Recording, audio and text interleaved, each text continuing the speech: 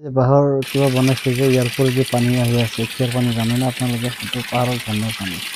এই অলপ পানী আছে, বাল্টিৰ তলত ৰাখি গা ধুব লাগে। এইটো এই যে জংঘলৰ মাজত অলপ আজি হুজুৰ দেখা গৈ আছে চাগে। চাৰিওফালে জংঘল আৰু জংঘল। এইটো অৰুণাচলৰ পাহাৰৰ ভিতৰত চাংলাং ডিষ্ট্ৰিক্ট হয়। এতিয়া ওপৰত যাম আমি। মানুহৰ ঘৰ কেনেকুৱা, আমি কেনেকৈ থাকোঁ, কেনেকুৱা ঘৰত থাকোঁ, আপোনালোকক দেখাবলৈ চেষ্টা কৰিম। চাই থাকক আপোনালোকে।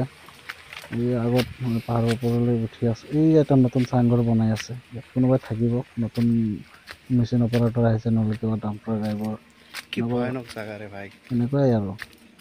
এই আগত এটা ঘৰ চাব, এইটো ইয়াত মানুহ নাই চাগে। এই যে আঁঠুৱা লগোৱা আছে, কামত গৈছে চাগে। কাম কৰি আহি ইয়াতে থকা খোৱা, ইয়াতে ৰাতি টোপনি মৰা হয়। ইয়াৰ মানুহ নাই, কামত গৈছে চাগে। আমাৰ ৰুম মানে ৰুমেই আৰু কি ক'ম, এইটোৱে আমাৰ লাখটকীয়া ঘৰ। এই আগত এটা মেইন ৰাস্তা পাম, মেইন ৰাস্তা। এইটো জংঘল আৰু জংঘল, মানে কি ক'ম, ক'বলৈ ভাষা নাই। ভয়ো লাগে, থাকিবও লাগে, উপায় নাই। এনেকুৱাই ড্ৰাইভাৰৰ জীৱনটো এনেকুৱাই হয়।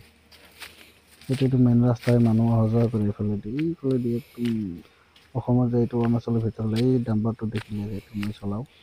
এই যে আমাৰ ৰুমটো দেখা গৈ আছে, চাংঘৰৰ নিচিনা বনাই দিছে। এই খালি জংঘলৰ মাজত কোনো গম নাপাব যে ইয়াত মানুহ থাকে। কোনেও গম নাপায় যে ইয়াত মানুহ আছেনে নাই। চাৰিওফালে জংঘল, এইবোৰ জংঘল কাটি এই যে চাংঘৰৰ নিচিনা বনাই।